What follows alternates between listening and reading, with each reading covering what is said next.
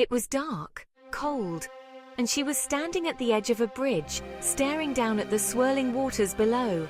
The world had fallen apart for her. She felt broken, defeated, and lost.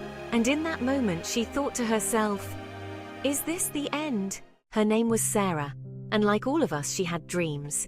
She was once full of hope, ambition, and joy. She wanted to change the world. But life, as it often does, had other plans.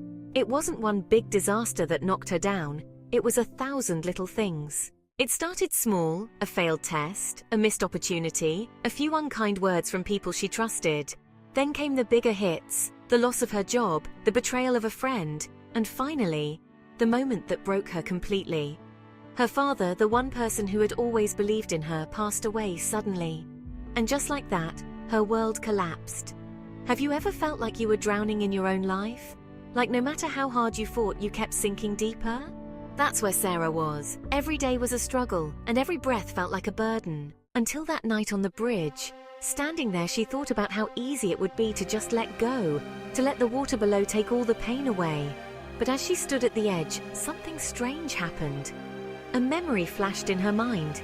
She remembered her father's voice from years ago, telling her a story he used to love.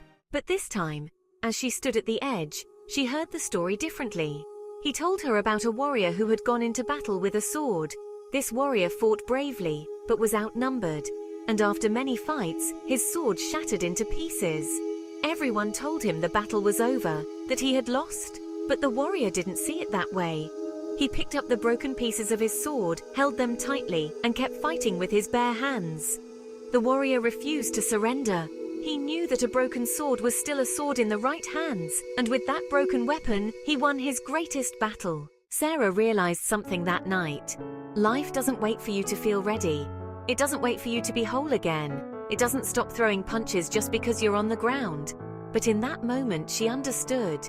She didn't need to be perfect. She didn't need to be fearless. She just needed to be willing to take the next step.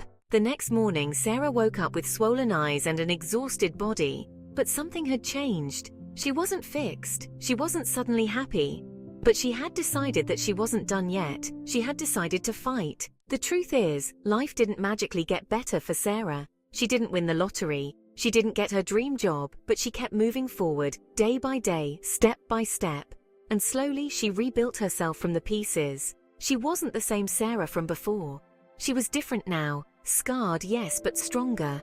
Like the warrior in her father's story, she had learned to fight with broken pieces. So if you're listening to this and you feel like Sarah did that night, like the weight of the world is too heavy to bear, remember this: you don't need to be whole to keep going. You don't need to have all the answers. You don't need to be unbreakable. You just need to take the next step. Because sometimes it's the broken pieces of our lives that become our greatest strength. And when you look back, you'll see the battles you fought with broken pieces made you a warrior. Your story isn't over. It's just beginning.